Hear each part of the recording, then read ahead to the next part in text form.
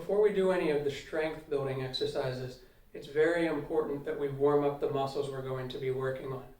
Otherwise, it's very easy to injure or strain something which would completely negate the progress we're trying to build. So to start, we're going to do some arm circles. We'll start by going backwards in our rotation. You can start these very slowly just to get the muscles accustomed to what you're doing, but in time you'll get to a point where you can do these much more quickly off the bat. If you feel a little bit of popping or cracking, as long as it's not painful, it's not a big deal. Though, however, it is often easier to warm up with slightly slower movements before getting into those big movements in order to negate those cracks and pops as much as possible. In my case, if I go right into a high-speed movement like this, my left collarbone ends up popping quite a lot. But if I start out slowly and get the muscles used to moving in the proper directions, it does it much less. So try to do this for about 30 seconds to a minute one way, and then rotate the opposite way for the same 30 seconds to a minute. It's okay if you feel a little bit of discomfort with this, as long as the pain isn't sharp or severe in any way. That's something you're going to have to learn on your own, being able to tell the difference between good pain and bad pain with exercises. It's something that I think a lot of us already have an innate understanding of. We just don't realize it, but keep in mind that not all pain is going to be bad, especially in the case of rehabilitating a shoulder, because there's scar tissue buildup in the ligaments and in the muscles that you're actually tearing with these exercises, and that's where a lot of that pain comes from. So now that we've done our two types of arm circles, the next thing we're going to be doing is side-to-side movements. This is to focus on the lats, which are the muscles going down the sides of the back that we use for a lot of our pulling exercises like a pull-up. Those muscles are very important in supporting the shoulders, so it's vital that we warm them up as well, because we'll be exercising them a little bit with our exercises. So very simply, we're going to go to one side. This arm goes all the way up. You should actually feel a little bit of a stretch as you're going up and over. And then you just rotate to the other side. And then this following arm is doing just that. It's only following. And then we just go back and forth, again, 30 seconds to a minute. Try to just get things flowing. In time, you may be able to do even more of this, even more than a minute, maybe 2 minutes of these things, but it's not super vital, especially when you're just starting out. The last one we're going to be doing is a rotation, where we go to one side and just rotate the body to the other side and let the arms carry momentum. We're not really pulling the arms very much. They're mostly just carrying momentum from one side to the other. And again, just go back and forth lightly. It's very important to relax the shoulders on this exercise, otherwise you're not going to be getting the benefits of the exercise. Because the whole goal is to, on both extensions, be pulling the muscles across the body. It's a variation of this stretch, except instead of being a static stretch, we're doing a dynamic stretch. And in the back, this stretch, which I've showed you in the past that you had a lot of trouble with, this is something that will be very good for that, because if you look in the back, you can see my arms are stretching in a very similar position. But it's a much more dynamic warm-up kind of stretch, as opposed to the static stretches that can be inefficient when everything's very tight. So with those three stretches taken care of, we can finally move on to the actual strength building exercises. Our first few strength building exercises are going to be done using something called a resistance band. In this case, I'm using a TheraBand brand resistance band. To give you an idea of what kind you should be getting, you tried my green TheraBand, and that was a little bit too much for you, so maybe find something 1 tier or 2 tiers weaker than that out of their lineup that's available online. So the first thing we'll be doing, in my case, I'm doubling up this band to get more resistance, but it's entirely up to your own strength level. You want something that you can do about 20 times. All you're going to do is pull back from the wall so you have some tightness pulling you forward with your arms completely straight. You want the band itself about at chest level, and you simply pull back. Now there's a few things to keep in mind when you do this. First of all, your posture. even when I go forward, my posture never slumps like this. I never completely lose the tension. It's important to keep your posture upright, otherwise it's very easy to start developing bad form and pulling straight from the lats and not the rest of your back. While it's important to activate the lats in this exercise, you don't want the entire exercise to just be on those lats. Instead, you want to hit the other parts of the back, including the rotator cuffs, which are going to be a big sticking point for you and a big thing that we're trying to rehabilitate, as well as the posterior deltoid, which is in the back of the shoulder right here. And then from there, we'll also be activating the traps, which is the muscles that you can really feel squeezing together when you do something like this. So again, it's the traps, the posterior deltoid, the rotator cuff, which is down the side here, and then the lats that we talked about before, which are the muscles going down the side of the back that are the biggest muscles in the back. So that's the first thing to keep in mind. Second, and this is going to be a common theme on all of the exercises we do, when you pull to the back, it's not a matter of just going back and forth. You want to pull back and squeeze all of the muscles. You want to come to your full extent of as far as you can pull this that your anatomy will allow you. If it's difficult for you to get to this point because of the resistance, then you should lower the resistance rather than only being able to pull back part way. Otherwise, you're not going to get the full effect of the exercise. So we pull back and then we squeeze the muscles. The traps themselves should physically be squeezing together in the back. And everything should be as tight as you can possibly make it. Hold for about 2 seconds and then go forward.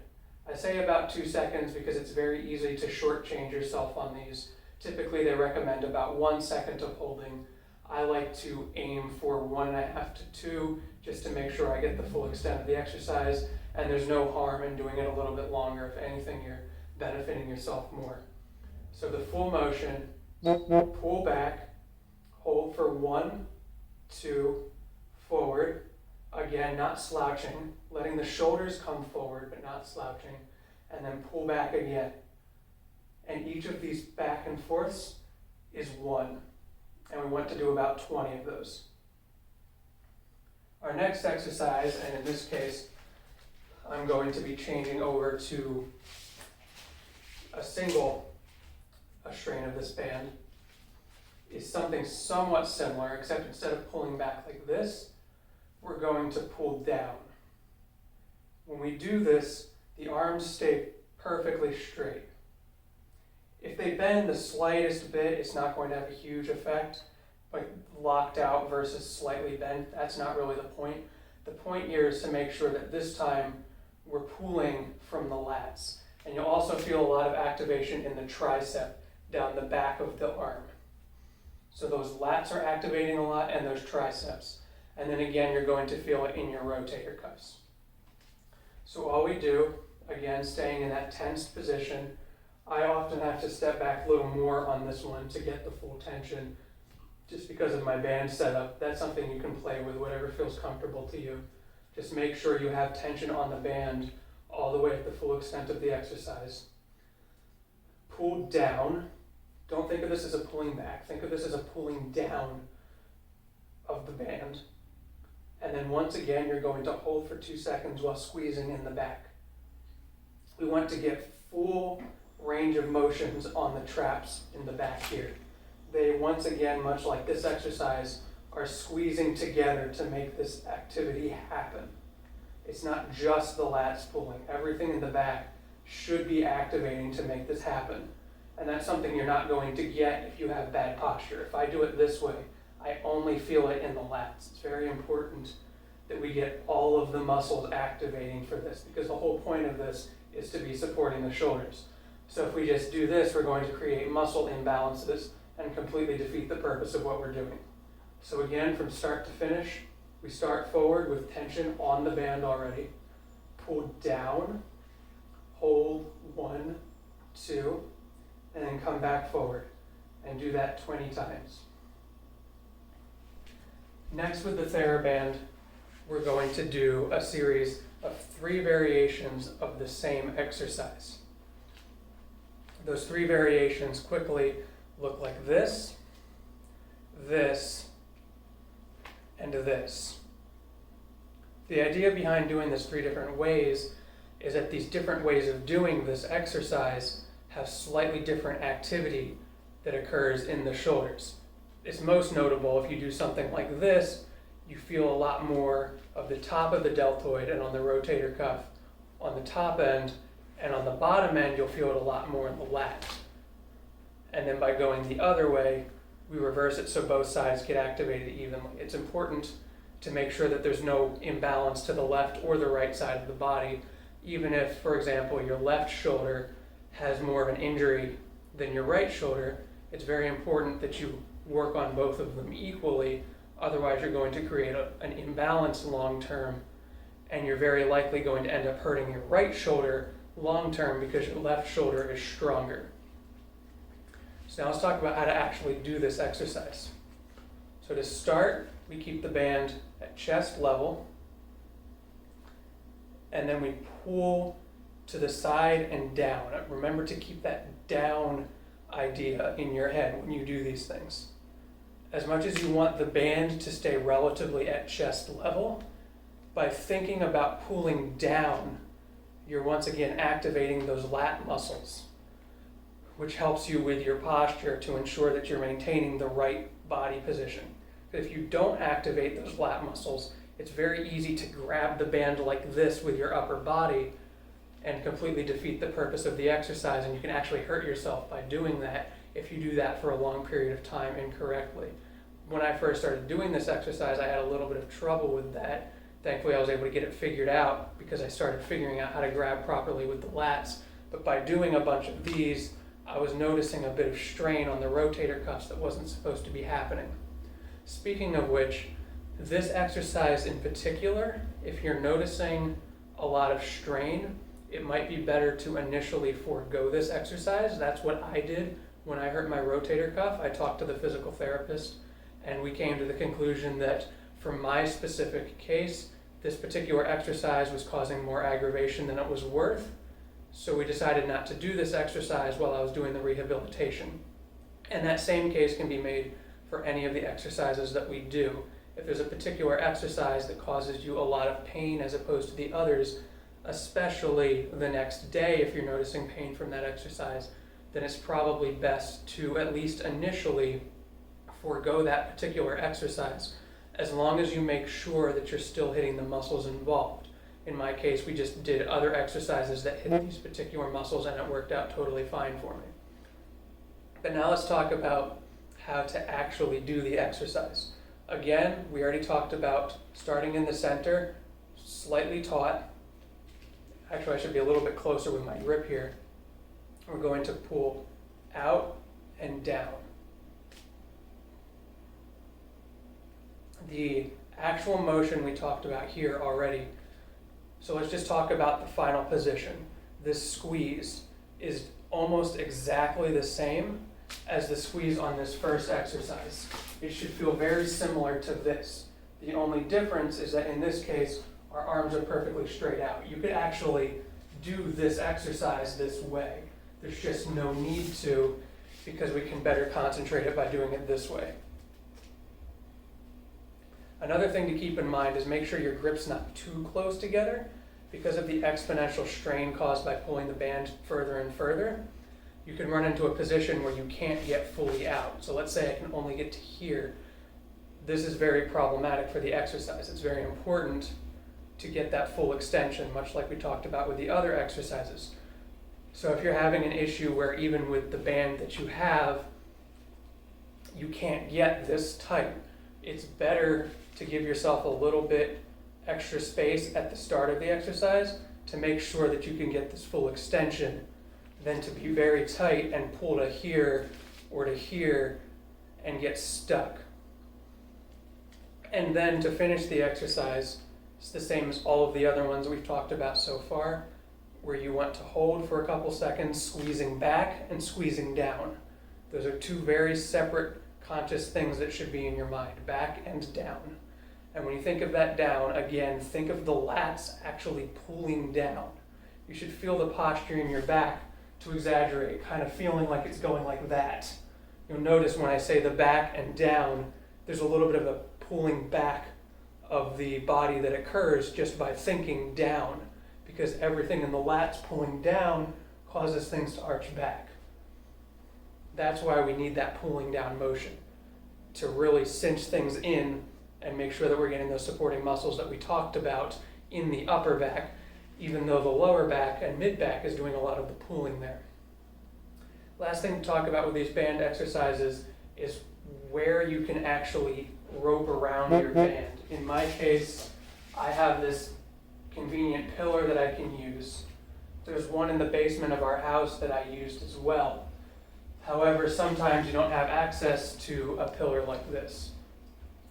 One thing you can do in that case is use a chair. Now be careful if you're using a chair for these exercises, because if you mess up, you can fling the chair at yourself. But the way to do this with a chair or with a similar piece of equipment, in this case this chair is a little bit low. We have some taller ones in the house that you won't have problems with. But you're going to need to support the chair when you're doing these pulling exercises. Otherwise it just comes forward like that, and that's no good. So we need complete support of the chair. Make sure you test what you're pulling, make sure it's not going to fling up on you, and just use your foot to stabilize the chair as you're pulling back. And it's not a bad idea to every once in a while between sets swap which foot is doing this. You're not going to see anything really significant short term from doing that, but if you did these exercises for 3 years and only used one foot every single time, you would develop a little bit of a muscle imbalance in this area, and like we talked about before, those muscle imbalances can be very problematic down the road. Up until now, we've been doing entirely pull-based exercises, as in pulling towards the body. Now we're going to be focusing on pushing exercises. It's important to do both types of exercises because different muscles are hit by those different types of exercises. The most obvious example that we see in the body is pushing and pulling in the upper arm. Pulling exercises in the upper arm tend to occur in the bicep, whereas pushing exercises tend to occur in the tricep. The same thing is true with the back and the shoulders, we just don't see it as prominently because the muscles tend to be much smaller and tend to take on multiple roles throughout those exercises. There are two main variations of the exercise we're going to be doing for our main pushing exercise. For the sake of simplicity, and so you can see what I'm doing, I'll be using this small can as my weight for these exercises. In my case, this can is way too light for me, so I would be using something much heavier. If you ever get to that point, or if you don't have weights currently available, you just have to get creative with what you use. For example, you could use something like this. It doesn't matter that it's a clunky form factor for this particular exercise. In this case, we're going to be pushing over the head. So as long as you can support it just fine, it doesn't matter that it's this strange shape. But for the time being, the weights that you have at home should be just fine for this. I'll also show you at the end a way you can do this with the TheraBand if that's all you have available.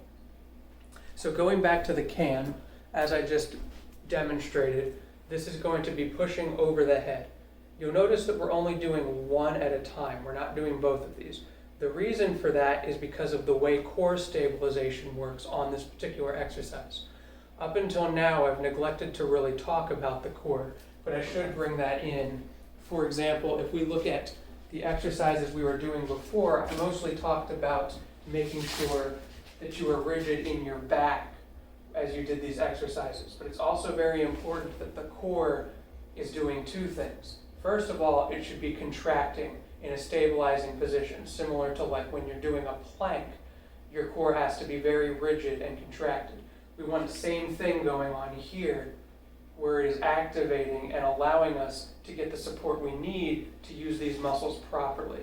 Otherwise, it's very easy for us to have a loose lower body, which leads again to a different type of bad posture. Instead of this kind of hunched over posture, we have this kind of hunched over posture where the pelvis comes forward. But by staying rigid, it ensures, and obviously I'm exaggerating that movement, it ensures that the lat as it comes down the body uses this proper S-curve in the spine. All of this is about maintaining that S-curve as you come up the spine. If the core isn't tight, it's very easy to lose that on the bottom end. The second thing we need to be worrying about is tucking in the core. There's a muscle called the rectus abdominis, which is very important and often goes underused. When you're doing a core-based exercise, or any exercise such as this that involves tightening the core, it's very important that rather than tightening against the abdominal wall by pushing out in this pooching position, we actually cinch in. The abdomen should be pulling in and tucking. You should actually have a little bit of a dip in the center almost, sort of a concave versus convex shape to your stomach. And you'll feel over time that you get very sore right along this line. That's that rectus abdominis I talked about. This is something that often goes underutilized by bodybuilders, for example. If you look at modern bodybuilders, a lot of them have very bloated shaped stomachs. It's because they're not doing this properly. It's a commonly known issue in the industry that's been going fairly unchecked. So with that in mind, let's talk about how that relates to these specific exercises. That tightness in the core, when you hold something with one arm versus with two arms, is able to be much more lenient with the two arms. When you have one arm, you have to tighten up rather securely if you're using any sort of heavy weight or you're close to your limit of fatigue in order to make sure that the entire structure stays stabilized. Whereas if you have two arms up doing the same thing, you can sort of get away with this slouching position. Whereas with this, if you slouch, you tend to notice it right away and you get off balance. So by doing it this way, we are forcing these supporting muscles to completely activate the way they should. There's also some benefit to adding that torque to the side that these muscles have to deal with. In this particular exercise, there's not a lot of it because without going too heavily into the math, the distance from this can to the center of your body is relatively small. However, you'll notice it a lot if you do something like this versus if you have both out to the sides, again with a heavier weight. In my case, this doesn't really feel like much because this is about a pound can, but if you have a weight that it's very difficult to do this with, you'll notice that it's significantly easier with both at the same time because you're not dealing with that torque. Instead, you have a balanced action. So by doing this, you're also getting the core muscles more than you normally would, and we're doing it on both sides, so we're making sure we're staying even. So between those two reasons, that's why we do this on one side and then on the other. I'm just going to be demoing this side because there's no reason to do both. Now, as I said, there's two ways to do this exercise. We'll start with the simpler, and then we'll go to the more advanced. The simpler is simply to hold the can above your head. Now, obviously, it's a little bit more complex than that because we're going to be doing the same things we talked about with the other exercises, especially with the lat. You're going to feel the lat cinching down a lot on this exercise, and you should also feel some of the supporting muscles going up into the armpit activating a lot too. So you have this main muscle going down the side, and then you have more muscle activating right here. And then of course you'll feel it once again in the rotator cuff and in the deltoid itself in the back. So we're simply squeezing the muscles, holding for 10 seconds, then coming down. And then we go back up, hold for 10 seconds, and we come down. And you want to do that this time maybe about 5 to 10 times up to close to your fatigue limit if possible. Speaking of which, I keep mentioning this fatigue limit. That's something that's going to have to be dynamically determined by you as you do these exercises because we're in a position of rehabilitating here, not trying to get maximum muscle growth. In an ideal situation where everything's perfectly healthy, you want to go completely until failure on all of these sets and then do more sets on top of that. But in the case of rehabilitation, we want to be cautious. There should be some level of buffer. If at any point your form is starting to suffer, immediately stop at that point. That is your fatigue limit. Or if at any point you start to notice more pain, that is your fatigue limit. Don't go further. It's better to do less exercise consistently than to hurt yourself doing more exercise. And that's again something you're going to have to become comfortable with, much like we talked about good pain versus bad pain. You're going to have to learn on your own as you do these things how far you can safely go. You want to go as far as possible, but only if it's safe. So now let's talk about the second variation. And with this variation, it's very important that you have a reasonably heavy weight for yourself. It's the same thing, except we're going to be doing the form of exercises that we were doing before, where we push up, hold for a couple seconds, and come down. And then up, hold for a couple seconds, and come down. I've found in my experience that that tends to be more strenuous. If that doesn't prove to be the case for you, then feel free to incorporate it right away. But I would recommend that it would probably be easier for you to start with this holding and then coming down, rather than doing more reps at a higher weight like this. But again, that comes perfectly down to what you prefer. At the end of the last segment, I forgot to mention how we could modify the exercise using the TheraBand if that's all we have available. So to start, we're going to step onto the TheraBand. Feet should be a normal, comfortable distance apart. And the goal is to make these two lengths about the same length. It doesn't have to be perfect, but we want it to be as close as possible, because if we grab these at the same point with both hands, we need to make sure that they have the same resistance. If this one's shorter, then we have to use more force to pull it up because of the exponential strain that occurs in the band because of the type of material that it is.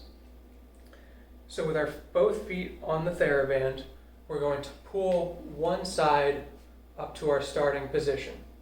One thing I forgot to mention last time with the can is the importance of the rotation of the wrist in this starting position.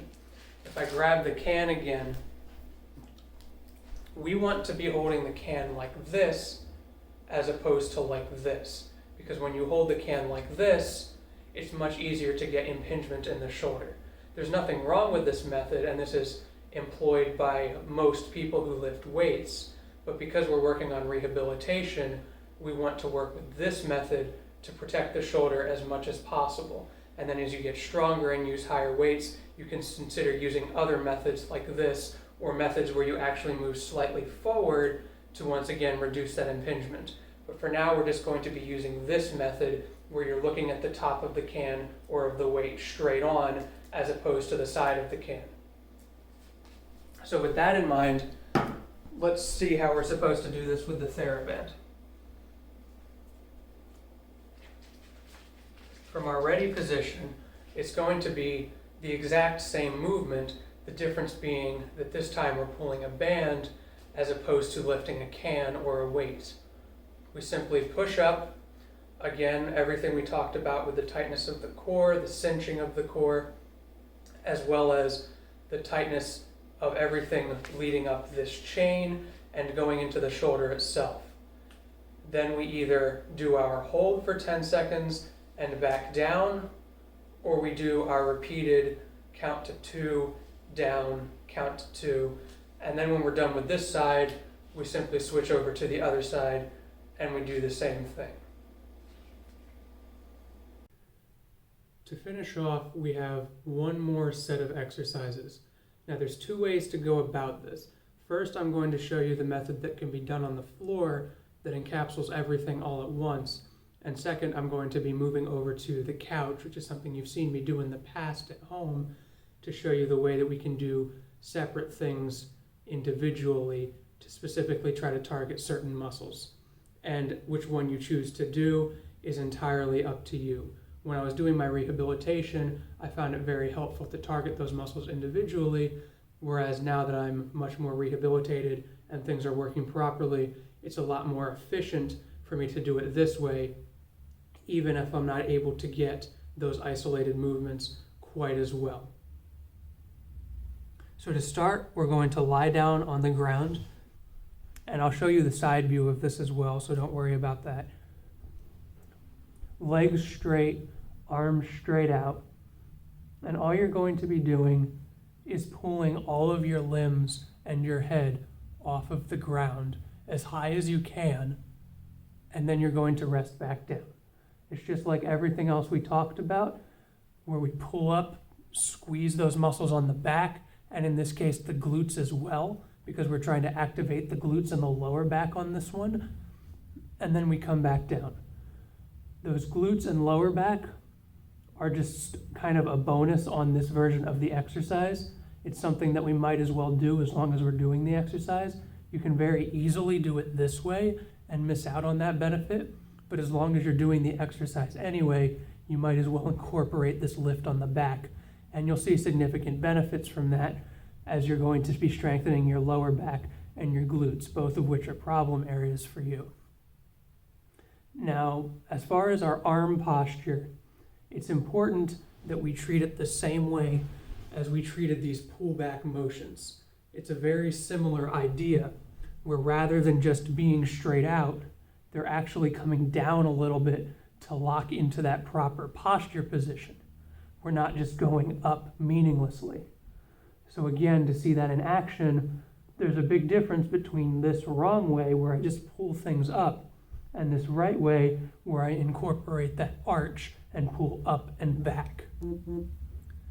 Next, we're going to slightly change the exercise, and we're going to be doing it with our arms in front of us. We do this because it hits slightly different parts of the deltoids. In this case, we're going to be hitting the anterior deltoids a little bit more. This time it's the same as last time. We simply pull everything up and go back down. And now to show you a side view of both of these exercises. It should look like this from the side. Up, down. And then arms forward, up, down. During the last segment, I said it was our last set of strength building exercises, but that's not totally true. There's one more very isolated exercise that I like to do at the ends of my workouts that I sort of categorize differently than the others because it's very specific to the rotator cuff. What we're going to be doing is this movement here. This is the key part of the movement, though there's a little bit more to it. Well, first let's talk about how you're going to set up your band for this. There's a few ways to do it. First of all, you can do what I just did, where I'm holding the other part of the band with my other hand for stability.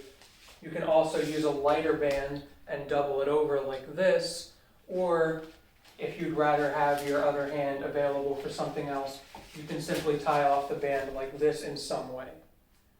In my case, again, I'm just going to be doing this because it's what's easiest for me. So this is a two-part movement.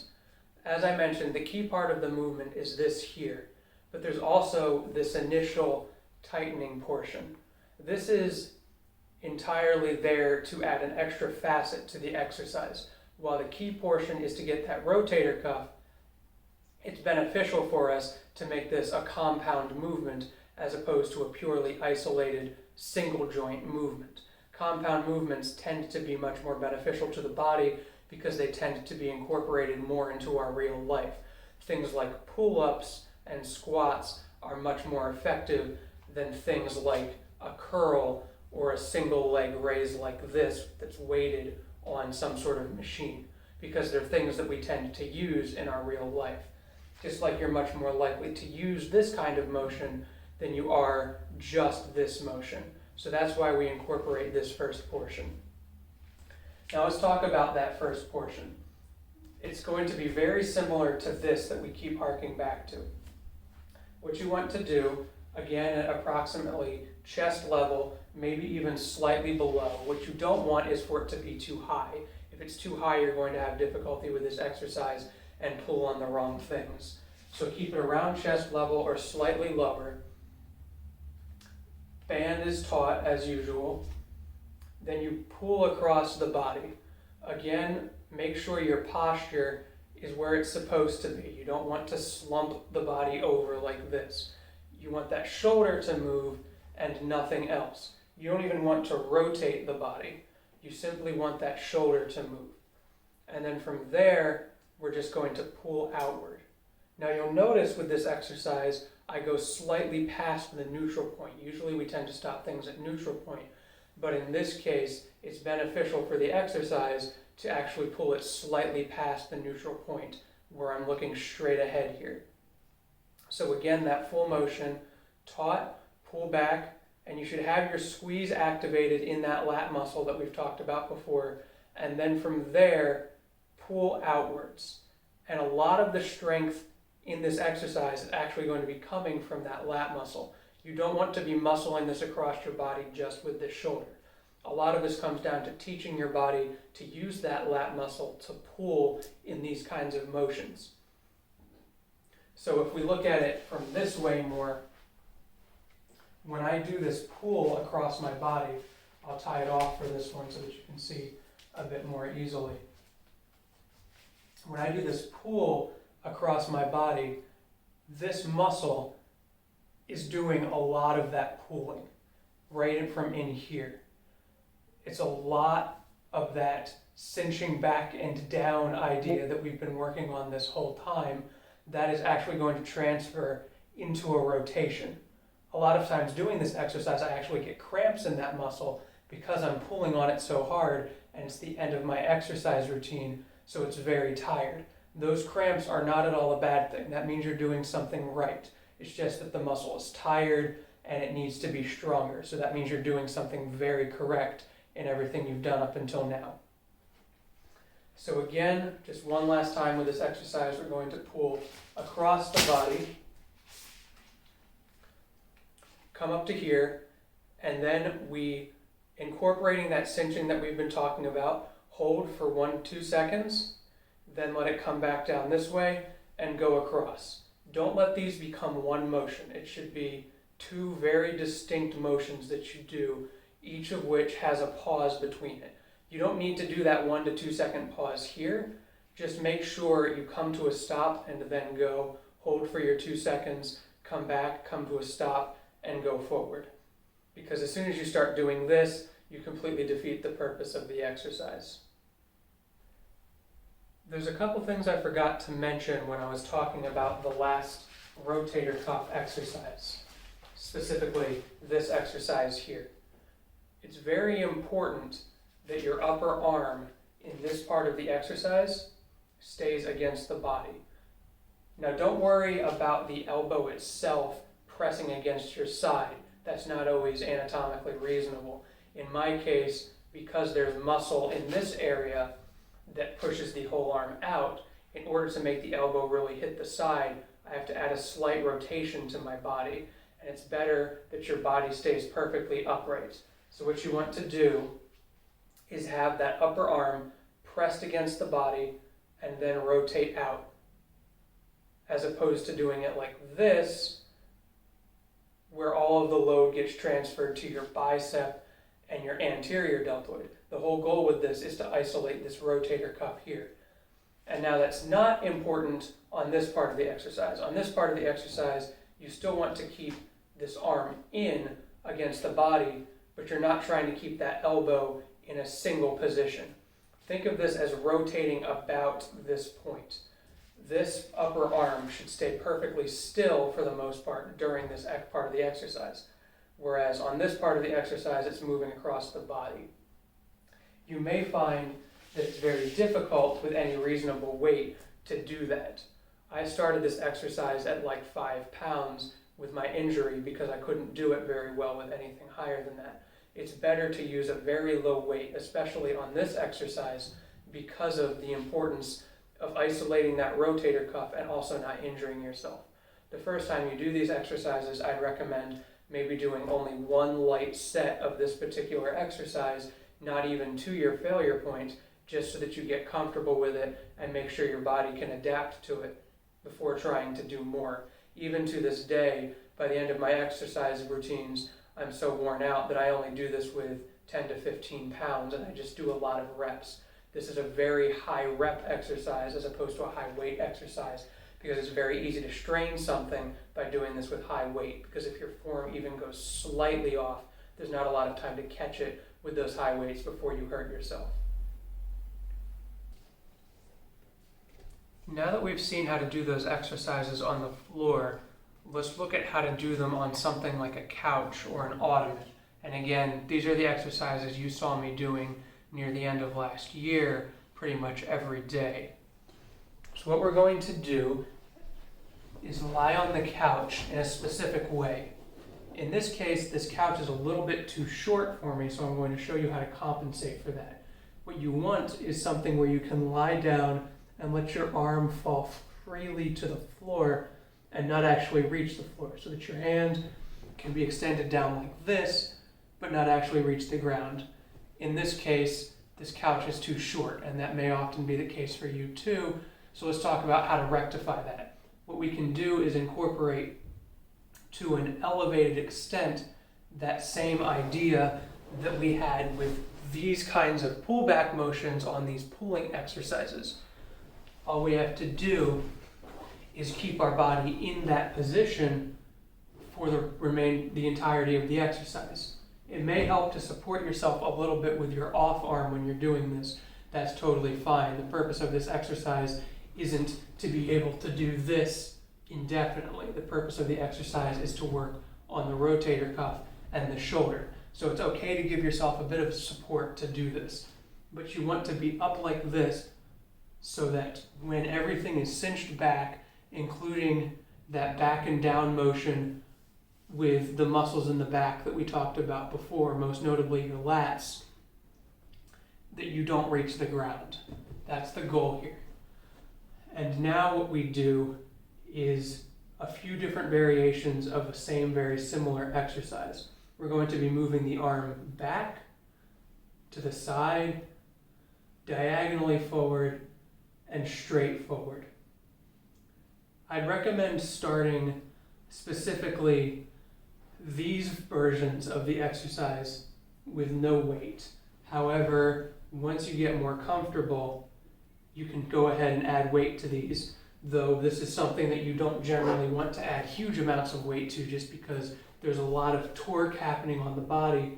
So 1 pound at the end of this very long lever here equates to a lot more than 1 pound in real life because it's pulling 1 pound at a distance of a few feet. So all of that distance gets multiplied together with the weight and you end up pulling several pounds instead, and that ends up stacking very quickly. If you have something like 5 pounds, it's more like 15 or 20 pounds because of the actual distance you're pulling it over. So let's, for example, say we're using the 1 pound weight here. What we're going to do, as we already talked about, is have this upright position, everything cinched back, and now we're going to do our different variations of the exercise. First, we're going to pull back, and this is very similar to one of those first TheraBand exercises that we did before, where we pulled back like this. We're doing almost exactly the same thing on this exercise. And then obviously, once you do this on one side, you would turn around and do it on the other side, again, trying to make sure that we keep everything perfectly symmetrical with both sides of the body. So we do this exercise like this, squeezing in the back as always, holding for our 2 seconds and down. Next we have our out, holding for 2 seconds and down. You do your set of that. Then we have a diagonal, and then we have a forward. In the case of this forward, the can is going to be held like this. For all of these exercises, the can is held like this, except for this back exercise. Again, that has something to do with the specific muscles that we're trying to hit. If we rotate this way, we can get more strain on this part of the shoulder, which is something we're trying to avoid during rehabilitation. Even doing this right now, I can actually feel a little bit of a pull in there. Whereas with this, it feels perfectly fine. And we're going to rotate that all the way around to hit different parts of the shoulder. Another thing you can do that I found personally to be relatively ineffective for me just because it was such a low weight, but it may work well for you, is to do this rowing exercise, again, much like those original band exercises that we were doing, pulling like this, but we can do it in this form as well. And you can just see what works well for you, see how well you're able to fatigue yourself with this particular form of the exercise. In my case, I needed a lot more weight on this particular exercise than these other ones, so it was very inconvenient for me. But again, that's entirely up to you. There's nothing wrong with this form of the exercise. You just do it the same way as with the TheraBand. You're just facing down towards the floor instead of forwards. We cinch everything back and down, pull up, squeeze, hold our 2 seconds, and go back down. The last thing we need to do is our stretches. There's 3 stretches that we should really be focusing on for this particular shoulder issue that I'll be showing you. And I'll show you in the order that I prefer to do them as well. First, we need a door frame. We'll be using this for 2 of the 3 stretches. For the first stretch, you want to put your forearms against the door frame at approximately shoulder height. And the goal here is to stretch forward. A lot of the stretch you'll be feeling in this area here, a little bit in the pec as well as in the anterior deltoid. So feet are lined up with the door frame, arms comfortably at approximately chest to shoulder height, and then you simply lean forward. Be very careful when you first start doing this exercise that you don't strain something by falling forward. You want to slowly ease into it and relax all of the muscles in your shoulders. If you don't feel it at a specific height, it's okay to try adjusting things. Get it where you can really feel the stretch that's specific to your anatomy. If you're having trouble leaning far enough, it may help to step back a little bit so that you have more momentum pulling you forward. And you're just going to hold that for 20 to 30 seconds, then take a break, then do it again for another 20 to 30 seconds, and do that about 3 times. So once again, everything is relaxed. Allow everything to go back into that pinched position that we've talked about with all of the strengthening exercises we've done up until now. Specifically in this part of the back here, you should be very much squeezed together, not by force, but just by the relaxed position that this puts you into. It's going to put you into a very correct upper back posture, and you're going to feel that stretch through here. The second stretch is much easier to do anywhere. You don't need a door frame for this. You're going to put your arm to the best of your ability behind your back like this. You want this a straight line across your back if you can, and this straight down. And then with that done, you're simply going to tilt your head to the side, making sure to not let this come up. It's very easy to do it this way. What you want is to stay perfectly relaxed and just let everything fall over to the side. If you need to support your head a little bit to help you get started with doing this, that's totally fine. And now there's 2 things that we're going to do here. First, there's just the relaxed position here. And then there's 2 alternate two alternate positions that you can move into from here. First, you can lean slightly back and you can get more of this area in here, or you can lean slightly forward and you can feel the pull more from the back of your neck. And that's just something that you can experiment with. There's no really right or wrong position for this exercise. One thing that I find very helpful for me is this particular position here, where I move to the side. This is always your starting point. Always make sure you move to the side and get into this relaxed position. Otherwise, you won't find those other positions. And then for me, there's a specific spot that's tight in the back of my neck, where if I roll forward like this and allow it to pull to the side this way, in this direction, I get this part of my neck back here that I happen to have a lot of problems with. Now that's just an example. You may have more problems with another part of your neck. And then obviously you're going to do the same thing on the other side. There's one more thing you can do with this exercise, and that is breathing into it. By breathing into it, I mean allowing everything to relax as much as possible and then taking a deep breath. very slow, very relaxed, and you can get a little bit of an extra stretch and a very unique and different kind of stretch on the exercise by doing that you may not always have access to. That breathing technique is something I very much recommend, not only with this exercise, but with a lot of other things you do, such as this kind of a stretch. Breathing can be very beneficial for that as well. Lastly, we're going to move back to the door frame. I like to do this one last because I find often that I get a little bit of pent-up strain in the muscles in this area from those other two exercises, especially the rotator cuff can get a little bit agitated, and this tends to release a lot of that agitation. So what you're going to do is get to your door frame like this, arms completely straight up. If you can't reach the top, that's okay. You can use the sides like this and you'll get a lot of a similar result. Or you can put something there to stand on because we're not going to have a lot of force on this. Or you can even do it on the ground by lying flat and allowing your arms to come back.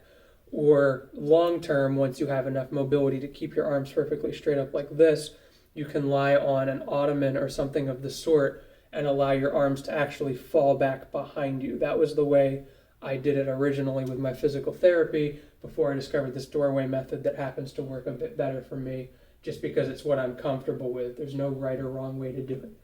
So what we're going to do is put our hands up like this, and it's very similar to this exercise with the lean forward.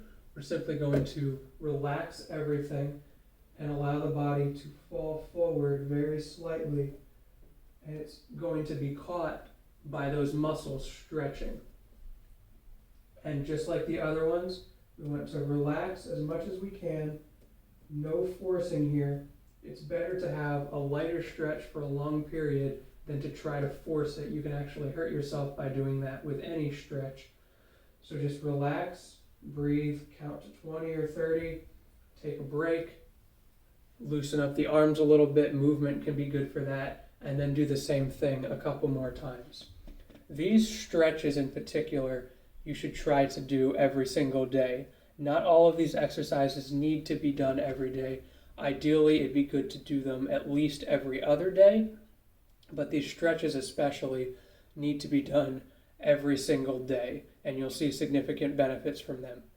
As far as the most important exercises, if you're in a situation where you don't feel like you're up to doing all of them at once because it is a lot, or if you don't have a lot of time but you want to get something quick in, the most important exercises I would recommend is just do a set of 3 things with the band.